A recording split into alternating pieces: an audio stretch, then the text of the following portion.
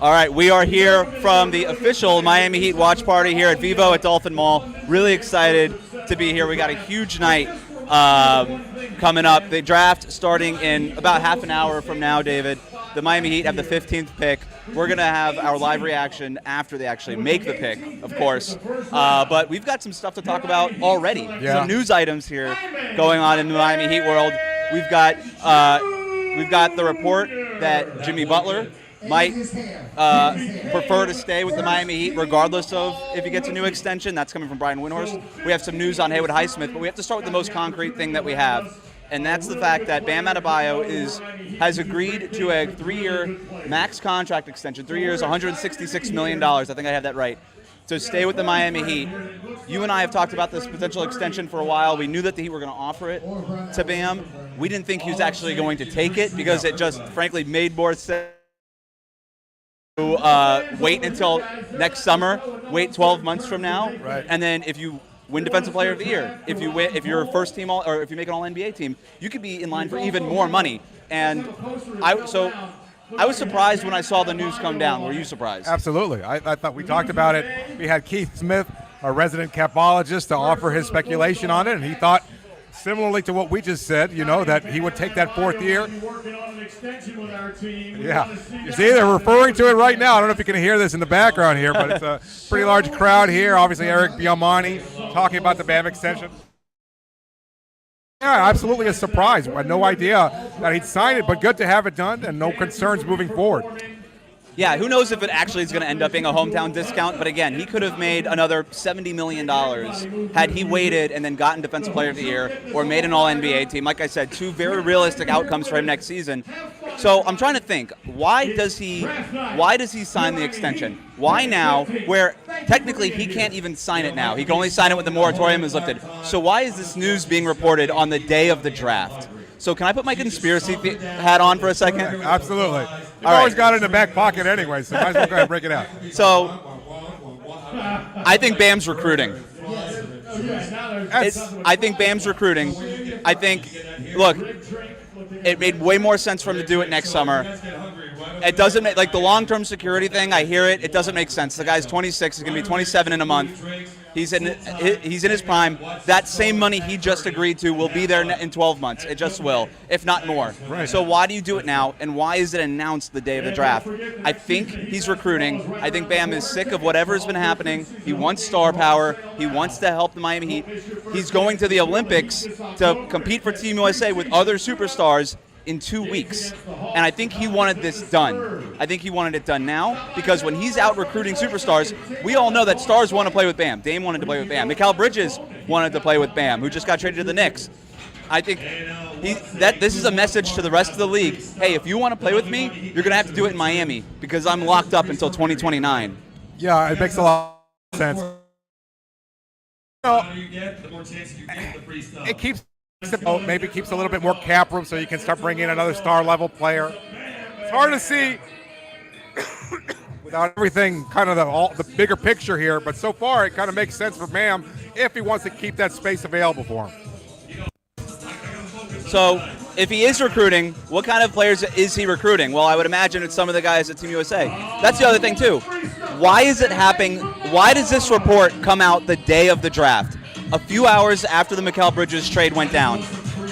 I really believe that the Mikal Bridges trade kicked everything. Well, really, I guess the Josh Giddey, Alex Caruso trade kicked everything off.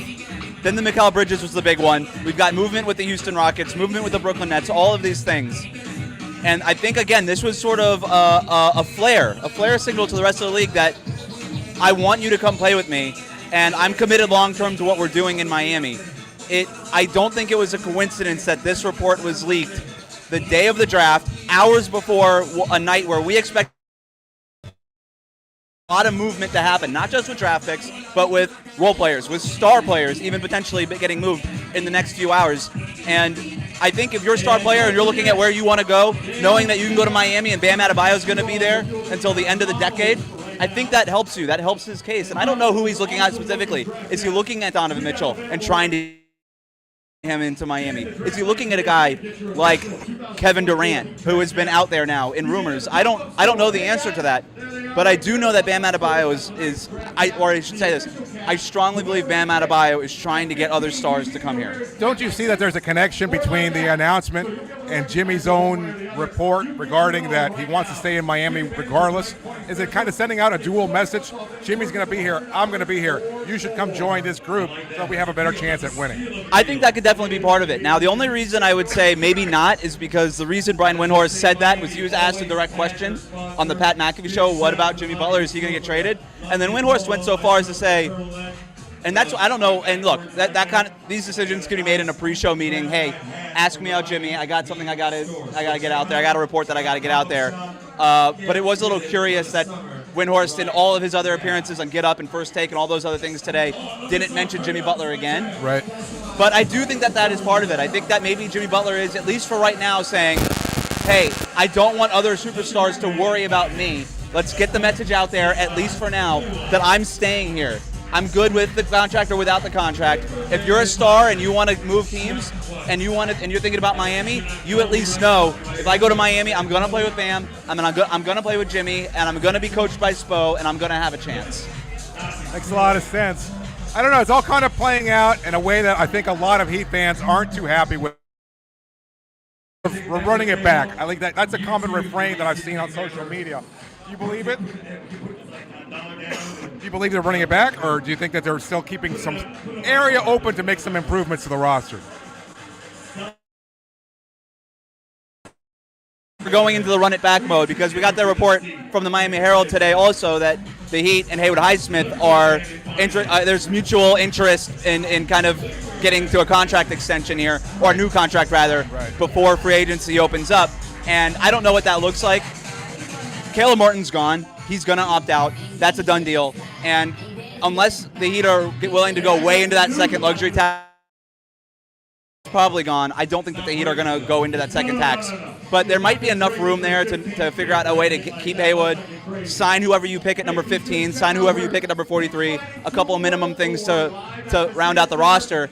And that would be running it back. But I also think, and I'll say this, it's one, like when we're talking about Bam Adebayo, we knew he wasn't going anywhere. Jimmy Butler, we had this whole thing has felt 50-50 every single day. Some days I wake up and I'm like, Jimmy Butler's gone, he's out of here. Other days I wake up and I'm like, he can't possibly leave, it's Jimmy Butler. So who knows what's going to happen with that. Today's report actually means nothing to me, if I'm being honest. Why? I think that he would prefer to stay in Miami no matter what. I do believe that. But I'll believe that he's willing to punt 12 months in the contract when I see it, in other words. But he's also letting other teams know I'm not interested in a trade. I mean, that's kind of a strong. This is a team that I want to play for. He might be willing to take less money, although we have heard conflicting reports of that. At least that's the way I'm interpreting it. Well, yeah, I guess the key part with the Windhorst thing was also when other teams have reached out to Jimmy asking them if he'd want to sign there, he said, I'm good in Miami. Right. I do wonder if this is just, hey, let's get to July 7th when I can get in a room with Pat and then we negotiate it and we hash it out then. Yep. And maybe he's just not willing to pull the ripcord on that just yet, which I would get. But like I said, I'll believe he's staying when he's here. There's too much can change in the offseason. Money can make too many things different and weird. But I do think that maybe this is where the Heat are trying to go is let's use the 15th pick. Let's try to add a good player to the roster. Let's use the 43rd pick. Let's try to add a good player to the roster. We're going to make a couple of smart free agent signings. We want to keep Haywood, and then we're going to run it back. And then, hey, you know what? I'll say this. I think that the Heat had an offer on the table for Mikal Bridges. I think they knew they were probably going to get beat by whatever the Knicks could offer. They were going to get beat by whatever Houston could offer if they were going to go seriously hard at Mikal Bridges. But I think there's things that they want to do. It's just, we've seen this before the last couple of summers. It's really hard to pull it off, especially when you're at set deficit the way that you are as Miami, especially compared to some of these other teams trying to make aggressive moves. So I think happen, they'll probably be fine just running it back and seeing what happens. This is a team, take Jimmy Butler off the team just for a second. This is a team built through the draft. This is what they do. Tyler Hero, Bam Adebayo, Jaime Jaquez Jr., Nikola Jovic. This is Duncan Robinson, Haywood Highsmith may be coming back. This is a team built through the draft and undrafted free agents and all these things. This is a team that developed its own, that was built from the ground up outside of Jimmy. that they're able to compete at a higher level. So maybe their strategy this whole time is, you know what, we're just going to keep building through the draft. We're going to keep nailing all these draft picks. And we got Jimmy here, and maybe every once in a while we may have a deep playoff run. Do you think the acquisition of Bridges by the Knicks kind of lit a fire in the front office? Because I know a lot of people are kind of interpreting it as that. Is it, with the Knicks improving now to a point where they can challenge Boston, have to do something in order to keep this team going? I think we've already seen that pressure get to them a little bit when you look at the Terry Rozier trade at the future first-round pick that was very valuable to them. They used it, and the Kyle Lowry contract to go make a move for Terry Rozier. So it's not as if this team is just punting, and I do think that there's definitely some urgency for them to make moves. And like I said, I think they're out there. I think they're going to be aggressive. And by the way, if they do something crazy 20 minutes from now, it wouldn't surprise me, right? If the next thing you know, they're trading up in the draft or trading out of it completely or whatever. I'm not taking anything off the table, but that includes maybe running it back. That has to be that has to be at least one of the options available to this front office. But I do think that there's got to be urgency, right? Like, we know how this front office operates.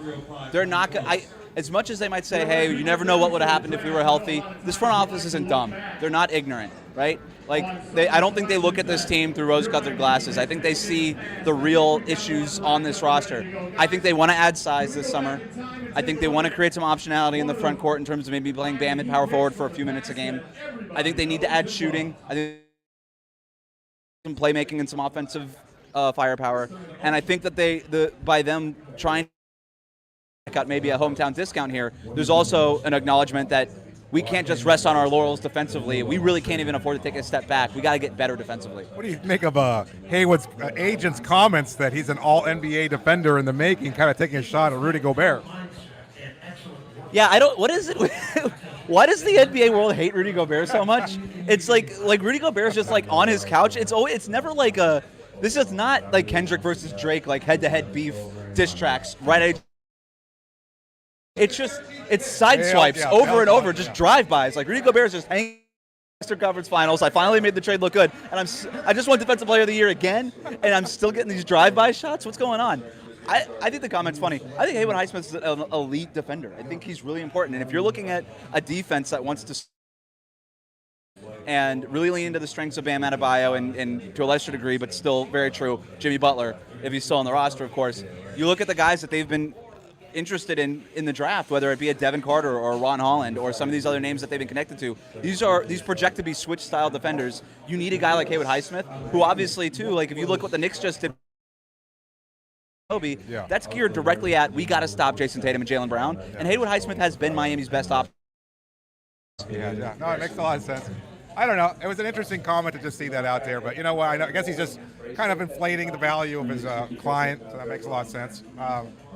Do you think it's going to be $8 to $10 million the way that? So ESPN's Bobby Marks projected $8 to $10 million a year for Haywood Highsmith, and I saw that and I was like, well, that's what I thought Caleb Martin could go for, maybe a little bit more annually, and he's gone if that's the price. So I'm wondering, like, is Highsmith would take a discount? So he said at his exit interview with the media, not with the front office, this media exit interview, that he loves Miami, his family is here, and it's a priority for him to stay here. Yes. So if he's going to turn down $2 or $3 million, by the way, I was a little dubious of that $8 to $10 million projection all the time. Yeah. It's really easy to say, guy shot 40% from three-point range. He's a switch kind of very versatile defender, but he's a streaky shooter, if we're being honest. It was on low volume. Offensively, there's just not a lot there, and I don't know if that, like, other than just shooting off the catch, like, that's not a guy taking you off the dribble in Haywood Highsmith. $10 million always seems like pretty high to me. It does make maybe a little bit more sense for the taxpayer mid-level at $5 million. So is there a big difference between that and what the Heat can offer around $3 million over multiple years? And is he willing to take that $2 million one to stay in Miami? Maybe he is, based on his comments at the end of the year. Maybe that's what we're going towards. Or maybe the Heat do offer him, something around $5 million a year for 3 or 4 years. Do you think, we talked about it, improving the defense, is it a bad strategy for Miami to continue to reinvest in these role players as opposed to getting a superstar level player and using that money on a star level player? It's like, it would be great if that star player was out there and willing to come to Miami. He might not have another option, right? It might just be a lot of Terry Rozier type moves. Hey, we had a guy at this position. Let's find a way to with more of a minor move. Who's the star that's out there? That's my question. I don't know what to make of the Kevin Durant stuff. And even if they did try to move him, if Phoenix was willing to move out Kevin Durant, he would be going to Houston. It feels like if Kevin Durant leaves Phoenix, he's going to the Rockets. So that's off the table for the Heat. Like Donovan Mitchell, it just seems like it sounds like everybody's saying he's going to resign. Now, again, that's another one where I say I'll believe it when I see it.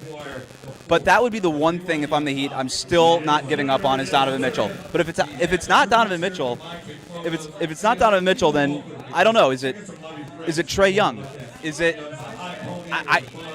I have my doubts that Atlanta would trade him in the division to Miami.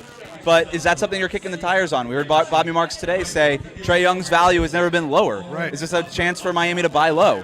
Are the Hawks so desperate to get off of Trae Young? So maybe behind the scenes kind of stuff, which is impacting his trade value. Are they so desperate to get off Trae Young that they're willing to do basically what the Nets just did and say, well, we didn't really want to trade, like the Nets didn't really want to trade their best player to the Knicks, right? But they got blown over with an offer. So if the Heat come in with a blowover offer for Trae Young, they don't have, like, which they don't really have, a blowover offer compared to what else that they could get for Trae Young, like if they put the 3 first-round picks, Tyler Hero, Jovic, Jaime, like if they put all that stuff, like I don't know. I'm not saying that they should. I'm just wondering if, I don't know. I don't know, and who knows, man. I didn't think we were gonna be talking about Kevin Durant and Devin Booker this morning, and then one thing happens in the NBA. Next thing you know, we're talking about the Phoenix Suns blowing it up. So who knows what's gonna happen? I think if there's not the move out there now, then maybe you just wait. As painful as it sounds. I don't see any validity to the Kevin Durant thing. Like I just don't. I mean, Wojnarowski pointing that out on Twitter. It kind of just didn't make any sense for him to really say that. And then you have the Phoenix Suns owner kind of denying the whole thing. I don't know why he would consider a move to Houston. They're not anywhere more ready to compete for a title than Phoenix. That was the weirdest thing, and I still can't kind of make heads or tails over it. It smelled a lot like the Dan Hurley stuff, where it just felt like Woj had an agenda on it, and it's like, does Woj benefit in some way from Kevin Durant being in Houston as opposed to being in Phoenix? Does Woj have an axe to grind with Matt Ishbia and just wanted to throw his organization into chaos? That's how that guy operates, man. I don't know what's going on there. But, Stephen A. Smith also said, like, the Suns are actually looking to trade Kevin Durant. Again, I don't know how valid that is, but on paper it sort of makes sense. If you think that this team is too expensive and you're not going to be able to improve it, and you can't trade Bradley Beal because he's got a no trade clause, and you can't trade Devin Booker because he's the face of the franchise, then you got to trade one of them, and that KD would be the only option, I guess, in that scenario. So I'm not ruling it out. I don't think we're going to get a Suns trade anytime soon, but maybe by the trade deadline, if the season goes south for Phoenix, over the first couple months of the year. So I don't know, but I don't know what you do if you're the Heat, man. I think you got to kick the tires on Donovan Mitchell. You got to see how this is playing out, and then you got to negotiate. You got to have a conversation with Jimmy Butler and see what happens there too. Do we got news? Yeah, Shams Charania.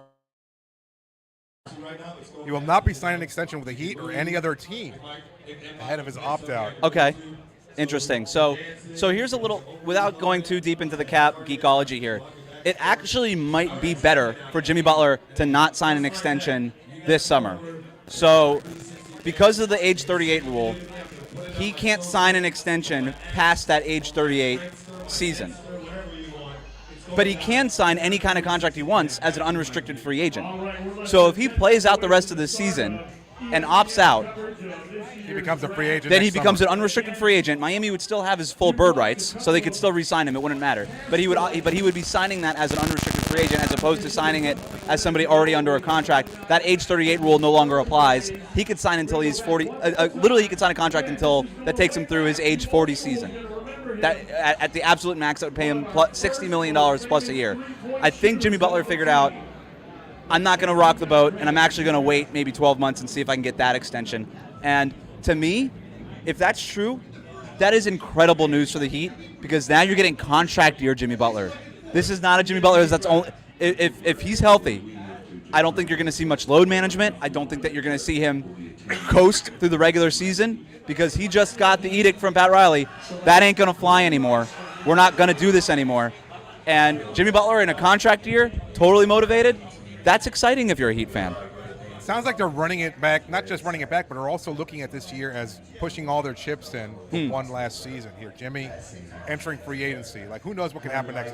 Bam signs his extension, but that doesn't mean he couldn't request a trade at some point. But you want to just keep this window with this team open for one more year and maybe trust the front office that they can make some kind of bigger splash or make some kind of significant change, maybe a minor trade, maybe a trade of Tyler Hero, who knows how it plays out, but something that can get this team to that level and keep that window open for at least one more season. If he enters free agency, then he can kind of reassess, you know what, I want to stay with Miami or I want to be able to explore other options elsewhere.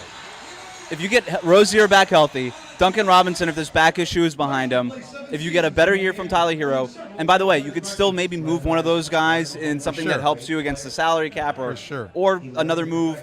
We'll see what happens with the draft. Do they do something that gives them more positional versatility in terms of going out and getting a real center? I think that there's even guys on the minimum. I look at a guy like Goga Batadze even from Orlando who makes a lot of sense. Does Jalen Smith in here for the minimum? Makes sense for the Heat that, yeah, on its surface isn't like the star player acquisition, but the addition to the roster has a domino effect that allows Bam to play in a more advantageous position, and he becomes a higher level superstar than what he already is. You get an elevated Jimmy Butler, and I don't know, then you just go to the playoffs and see what happens. Look, if this team can come back and not coast and not be injured last year, there's a version of this team that's a lot of fun. Absolutely. Right? And is really competitive and can push for 50 wins, make the playoffs as a non-play-in team, and then you see what happens. Yeah, we got the Heat dancers here. We got Bernie just walked by us. We've got still plenty of time to get out here. We got a lot of stuff happening. We got a bar that I'm about to hit because it's whatever. So, all right. So what do you think? What do you think they do at 15? What do we think we do at the 15? All right, here's what I think. Here's my official prediction. If Devin Carter is on the board, they take him. I think that there's an opportunity that they could actually trade up for Devin Carter. I think that's something that they're going to explore. Is it Memphis at number 9? I think there's teams in the top 10 looking to trade back. I think the prize to the draft for the Heat would be Devin Carter. But I think there's other guys they like too. I think Ron Holland was very much on their board if he slips. He's another guy that slips. So those are the two guys that could get taken in the top 10. Somebody's going to slip in this draft, right? We know it. It happens every year. If it's Devin Carter or if it's Ron Holland or if it's Rob Dillingham, I think the Heat would be very happy with either of those guys at 15. If none of those guys are on the board, I think they're going to look at Zach Edey very seriously. Yeah. I think that's something that is really intriguing to them. And I think the safe pick might be Tristan De Silva out of Colorado. If all else fails, we can add him to the roster. But those, to me, are the names that I'm looking at. What about you? What do you think happens? I think that's pretty spot on there. I don't know. I mean, we've seen some noise that Yves Missi might go into the lottery. I don't know how realistic that is either. It's going to be all up and down. What we've seen over the last few weeks might not actually play out the way a lot of people expect it to. There's going to be changes, as you said. There's going to be some players slipping, some players moving up. Miami, historically, a team that has probably taken a player a little bit in advance of where they were projected to go because they like their guy and they believe in him that much, and once they see it. But at the same time, you think of what happened with Justice Winslow. He slipped out of the top 5 where he was expected to be taken. He fell in Miami's lap at 10, and they said, absolutely, we got to take him. They did it with Caron Butler in 2002. That's going a little far back, but you know, if somebody slips, they'll certainly, if they feel strongly enough about that guy, they'll be happy, pleasantly surprised him or somebody like that. And by the way, I don't know that they didn't like Justice Winslow, and I don't know how much they were really in on Justice Winslow. Was that just a factor of we didn't expect this guy to be here, and we feel like there's good value, so we should take him? But I think the Heat, the way they operate is they have guys they like, and they have guys they don't like. And if there's a guy that they don't like that still slips to them, I don't think they'll take him just because he slipped. If they don't like him, right? Like we said, like they say all the time, there's Heat guys and there's not Heat guys. I think they've got a board of Heat guys. All right, one last thing. We kind of named the names that we expect to be in the mix. Another guy would be like Carlton Carrington. I think that makes a lot of sense for Miami also. He's a high basketball feel guy, a lot of similarities. Young, not in the way that they play, but sort of in their makeup and a high level of feel to Jaime Jaquez. It's like, all right, I know that guy's going to be a functional, productive NBA player. I don't know what his ceiling necessarily is. Carlton Carrington, I think, is a little bit more of a upside play, but I think he's going to be a good NBA player no matter what. But let's do the weird. we get surprised. I think Bam Adebayo was off a lot of people's boards until draft night, and that obviously ended up being a home run pick for the Heat. Give me a name that nobody would expect. Nobody would expect at 15? Yeah. We've gone through so many. I don't see any name like that, really. I don't. We have done more scouting work on this draft than we have any other draft. Yeah, I think that's fair. I think a guy that we both feel kind of strongly about in a negative sense, increasingly linked to Miami, Isaiah Collier. Yep. A guy who can attack the basket, who's got that NBA-ready body. He's athletic, explosive. But the fact that he shut down workouts, as we pointed out, is more of a concern about what he's able to show at these workouts rather than Miami, a team who has never said, you know what, we want you to shut it down. They always try to keep things as mysterious as possible. They weren't likely to tell him to shut down workouts, so I don't know how it's all played out. But Collier's another interesting name. I would personally be very surprised if Miami takes him, given what we've seen, unless he had a tremendous workout. It would be the ultimate bet on their developmental system, right? It would be, we don't care how bad he looked. We don't care about the outside jumper. We have fixed the most broken outside jumpers before. Yeah. We care that he doesn't buy in defense. Wash him. We'll put him in this building. We'll brainwash that guy to start caring about defense. It would be the ultimate bet on their player development program. It would be the ultimate test for their player development program. But that was a guy who was in the mix because of his physical attributes for the number one pick. He was one of the top guys in his high school class. And if you're able, I would understand it as a major upside play. Like, look, we got Jaime, we got Nico. We're crushing the draft lately. We feel comfortable enough now to maybe take a swing like that. I'm with you. I would be surprised if it happened because it doesn't trend with how the Heat have approached the draft, player acquisition in general. Yep. But it would be a fascinating pick, wouldn't it? Yeah, and so I've got that.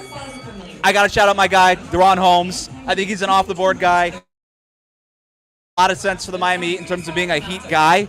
So if they went that direction, I wouldn't be totally shocked, but it would be an out of the blue moon, kind of off the board, maybe a reach. How some people compare him, but even though he did get invited to the green room, so there's obviously some sort of indication that he could get picked in the top 20. Don't know if that means he's going to Miami. We've done so much work on this draft. I can't wait to see what happens with it. It's going to be an exciting night. It's going to be exciting. There could be a potential trade. We already saw 14th. Very true. The 14th pick going from Portland to Washington, trading away a player that we liked for Miami, Denny Avdija. So. Yep, for 2 first-round picks, and that's the other thing, too, is you see the going rates for even a high-level. I like Denny Avdija a lot. I would consider him a high-level role player at best at this stage. Definitely upside there, and that's what obviously Portland is looking at. They're a team that just needs guys with upside. Yeah. But he just went for 2 first-round picks. That's and the going. Like it feels like Terry Rozier was a bargain at that rate, you know. And so if you're the Heat and you're looking across the league, like Avdija is going for 2 first-round. Bridges is going for 5, and all we have, including tonight's pick, is 3. Maybe we're just not in the mix for these guys, and maybe we have no choice other than minor moves, nail the draft pick, and maybe not even nail the draft pick. You know what? Maybe our only route to a star in the future is to take a swing on a guy like Collier, to do something like that. I would not be surprised if Miami looked at Malcolm Brogdon as a guy they could bring in too. I assume he gets bought out by Washington. That's a great call. And now that you don't have to negotiate with Joe Cronin over Brogdon, anybody that leaves Portland that Miami might have been interested in is an automatic target for the Heat as soon as another general manager is in charge of that player's contract and that player's future. So Brogdon does make sense, I think, on a minimum. Veteran buyout guy. We've talked about Gordon Hayward. I think Chris Paul could make some sense. Who knows? I think he probably wants to stay on the West Coast, but maybe they kick the tires on that. We're just getting started here. I think it's been a crazy night. We're gonna log off for now. Thanks to everybody who tuned in live. We are here, Locked On Heat at Vivo at Dolphin Mall. Come on through. We come on through. The Heat dancers are just up. They've got the draft up on this big screen on what looks like a Miller Lite stage, which that advertising is working for me right now. So we're going to log off here. We're going to check out the draft. Thanks so much for tuning in. Keep it locked in here. We'll be back with our live reaction after the draft, after the first round is over, with whatever happens with the Miami Heat and whatever else happens in the rest of the NBA. It's going to be an exciting night. It's going to be an interesting night. Can't wait. Thanks, everybody, for tuning in. We'll talk to you later. Let's go Heat.